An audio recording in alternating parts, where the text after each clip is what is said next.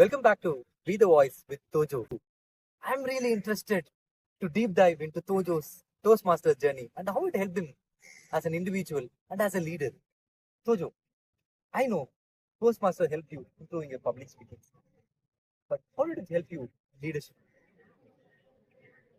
Yes, yes. As I told, my search for joining a communication development platform helped me to land at Toastmasters. I was searching for a Toastmasters club in and around my location. Even though my organization had Toastmasters, it didn't last for so many years. Then I was looking for a community club. Then I reached out to the one of the senior person. Then he suggested Anna Orators Toastmasters club. That club was just about to get chartered. We had maximum 4 to 5 members. The advice they got from one of the seniors is that you go and join a new club so that you will get a lot of opportunities for taking up the leadership roles. That was the exact thing which I wanted because I was in the process of getting into leadership role, getting trained in my organization for the leadership role. Then I thought if I join a new club which is just coming up, I can take up a lot of roles and nurture that particular club. That's how I landed in Annanar Oriented Toastmasters. Tojo, before joining Ananaga Orators, were you Toastmaster before? Yes, I was a Toastmaster. It was during almost 6, 7 years back in my organization. We had a management training program in Expeditors. So every year they have management training. So those people come together and learn from different departments.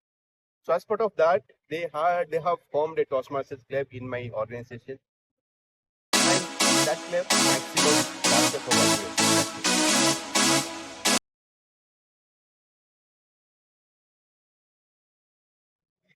Okay, so how different it is being part of a corporate club and being part of a community club like Ananaga Orators? Yeah, in a community club, in a corporate club, you are interacting mainly with your colleagues. So these colleagues might be having a lot of inhibitions to come out and openly talk about it, openly give a presentation or take up a pathway. But I've seen in community club, people are not hesitant. They come, they come and take up their pathway journey very easily. And I've seen that to retain or attract more people into Toastmasters is much easier in a community club. Whereas in a corporate club, employees might get promoted, they might change their organization. Then to retain the members are very difficult in a corporate club. Whereas you can reach out to so many people in a community club and attract them to become a Toastmaster. Is it fair to say like a corporate club is more of an extension of an official conversation in the club meetings? But in the community, I think like there are different people from different quarters and there are different stories shared. Yeah. So is it fair to say like a corporate club is an extension of your official meeting? Yeah, in corporate clubs, what happens mainly people have that fear. If their seniors are attending that particular Toastmasters meeting, their confidence they have a fear whether they fear of judgment. The fear of judgment is main hindrance which I have seen in corporate club because people might think that my colleague might judge me, my boss will judge me. So what I suggest, in Toastmasters, even though we tell that, in Toastmasters, we give a safe environment for people to come out and develop their communication leadership skills. So that they should think, we should again, the people at senior level should go and promote this idea in the community, in the corporate club, because people should not feel hesitant to take up roles, take up speeches. They should not think that no, people might judge me. This is the place for you to fail. So you should come confidently and take up roles and take up your pathway journey in corporate club. So that's what I see.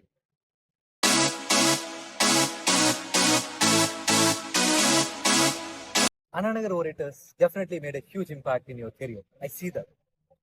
You were also the chartered vice president education at Ananagar Orators. What are the challenges you faced and how did you come out? Yeah, as I told, Another Orators Toastmasters Club. We chatted last year. I joined Toastmasters, in Another Orators Toastmasters Club exactly in 1 year before, August. We were just about to about to start that particular club, and it's been almost 1 year. So as the one of the charter member, I've seen that the EXCO members, the seniors gave me a senior role called VP Education. I was not even aware what is the roles of VP Education that time. But my passion was, since I'm a sales profession, my passion was always to speak to people. Then the seniors started giving a lot of leads. There are a lot of marketing campaigns happening in metros. You might have seen the campaigns to attract more people. And from those leads were sent to us. And what I have done, I've extended my hand to other members also. I've taken VP membership for that particular time. Since I'm passionate about sales, I started calling those leads, and I saved those numbers. People who showed interest to join Toastmasters. Then I started sending them personal messages whenever I get time. Whenever I'm coming out from a customer call while driving back to my office, I used to call these leads and start speaking to them, talk about Toastmasters, talk about another Orator Toastmasters Club, how we are growing up. So all those helped our club to add more members. So we started with 4 or 5 members. Now we have almost 21 members at present. Yeah, 22 members. And I'm sure our club is going to grow. We'll attract more Toastmasters into our club. Yeah. I'm sure you are a face of Analog Orators Toastmasters.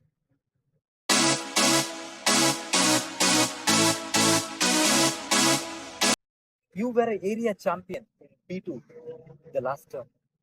How exactly did you go, and did you plan it, or how did it happen? So I didn't plan anything. It just happened. As I told, I'm always passionate about talking to people. Then see, it's all about when you're a member, when you're in a senior position in any club, it's your responsibility to develop that particular club, right? So I took this as a challenge. I take an extra role, even though I have the VP education, to promote people to take up the pathways. I've taken extra efforts to speak to potential members to come and join Toastmasters. So this has helped me, our club, to grow. I got to speak lot of people. I got a lot of guidance. Especially, I still remember you saying, even though it's 4 members, we will have our meeting. We will not. Another Orators Toastmasters never cancelled a meeting. So our motto is that. So I believed in that. So later I also understood. For us not to cancel any single meeting, we need more members. So that was the one motive I had. So I took this as a challenge, and passionately I spoke to each and every member, those who were interested to join Toastmasters and get benefited. So that's how I think I could contribute to my area and to my division.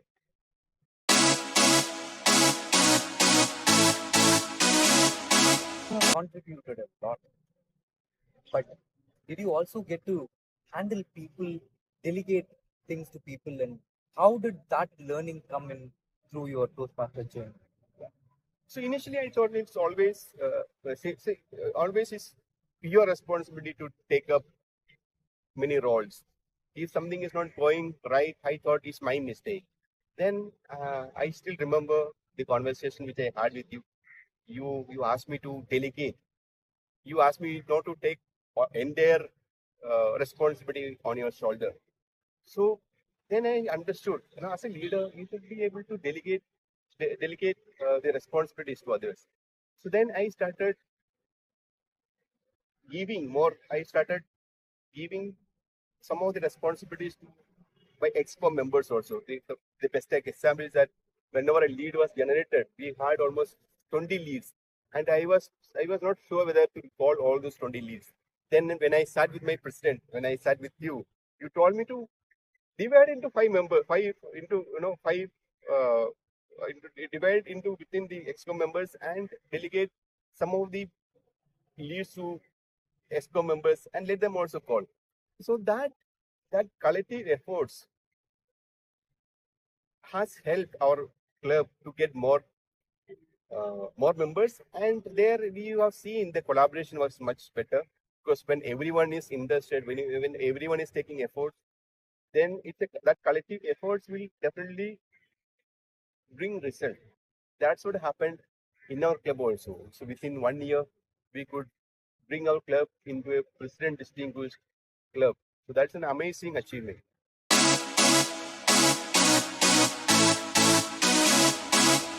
Coming back to that same conversation, at some point in time, Annanagar Orators Toastmasters Club was a struggling club. From there, at that point in time, what was your mindset? And from there, what exactly fueled it to be the president of this Toastmasters Club? I really want you to share that leadership lesson that you really want to share to our viewers. Because at some point we were struggling, and at some point, like, we were going to the top of the achievements leadership board. So I always believe that consistency. So you should have the consistency and patience. I've seen people coming into our club as a guest after visiting so many other clubs. And when they come and see our club, if whenever any visitor comes to our club, we have taken an effort to give some roles to that members, to that guests those who are attending our club. So we ensure that those guests are taking up some table topic and getting engaged whenever they're visiting our club. So that one motto, the first one is we never cancel a meeting. We encourage each and every person who visits our club to take up some role, especially the impromptu speeches. So that has boosted their confidence level, and the unity in our club. Looking at the kind of unity which we have in our club, all those attracted people to come and join the Toastmasters. What are the takeaways you want to give our viewers in terms of the leadership lesson that you got during the struggling phase of Annanagar Orators to president? What are the takeaways for the viewers? It's always about your consistency. You should you never ever give up. You should have the consistency and patience, because if you're not trusting that you will bring result, you cannot bring result immediately. You should be patient enough to wait and see that result. It's always required for everyone. I feel that we should have that consistency and patience. Perseverance is very important for us to achieve anything in our life. Definitely, that's inspiring, Tojo, because we failed, and we just kept moving and we made progress. And at some point, and there were a lot of people who turned around, looked at, oh, this club really made it that far.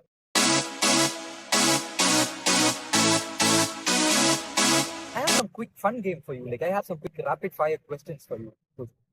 Mountains or beaches? Mountains, Early bird or night owl? early bird, Road bike or mountain bike? road bike, Solo adventure or group expedition? group, Podcast or music when training? podcast, Speaking from a script or impromptu speaking? impromptu. I thought you prepared a lot for this podcast, but I think impromptu is what making this podcast very interesting, Tojo. That brings us to the end of Be the Voice with Tojo.